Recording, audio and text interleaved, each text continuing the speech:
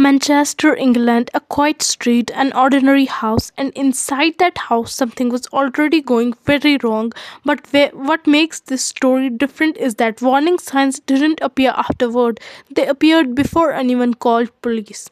Because weeks earlier, a teenage girl's parents had already walked into police station and said something isn't right. Their daughter was only 17 years old, stopped seeing her friends, stopped being herself, and the man she was living with was 30 years older than her.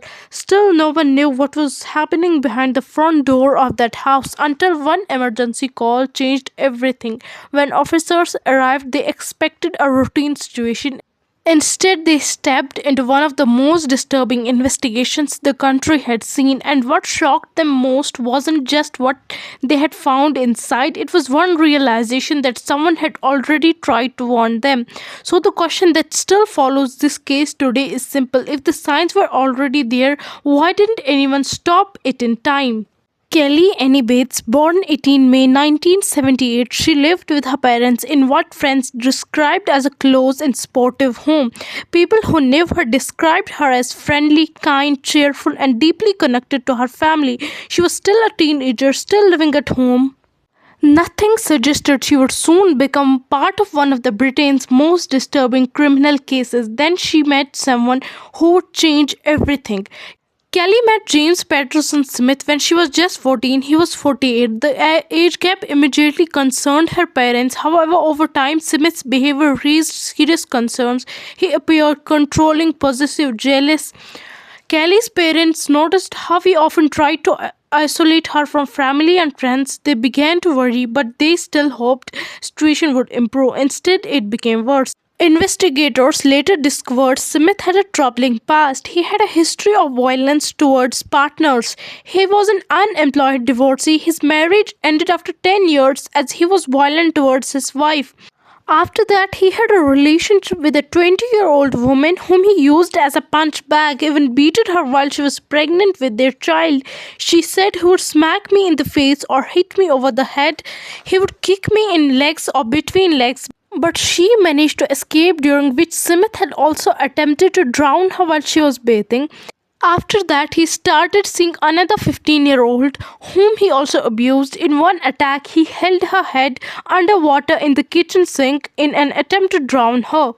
In 1993, Smith began grooming Kelly when she was just 14. He met her while she was babysitting. Approximately 2 years later, when she had left school, she moved in with him.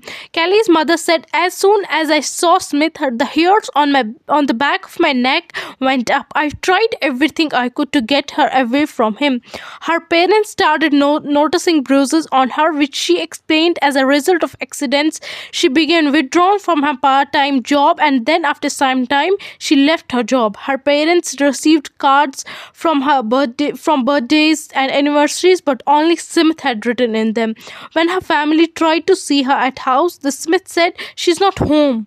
When a neighbor asked about her, she was briefly shown at a window.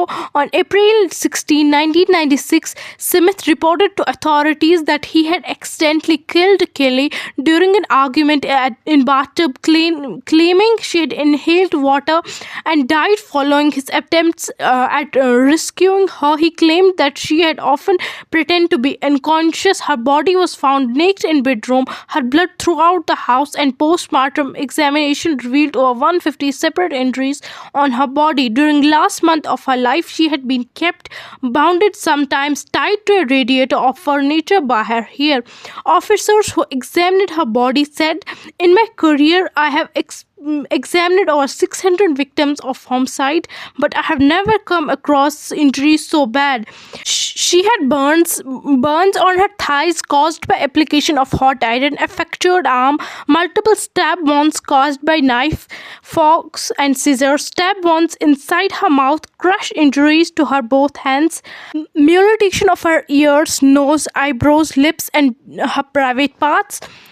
Wounds caused by spade, piercing shears, both eyes gouged out, later stab wounds to the empty eye sockets, partial scalping. Her eyes had been removed not less than 5 days and no more than 3 weeks before her death. She had been starved and had not received water for several days. Authorities said he deliberately disfigured her, causing her utmost pain, distress, and degradation. The injuries were not result of one sudden eruption of violence. They must have been caused over a long period of time. The cause of death was drowning, immediately prior to which her head had been beaten with water. He claimed situation was accidental. He denied everything, but evidence was there.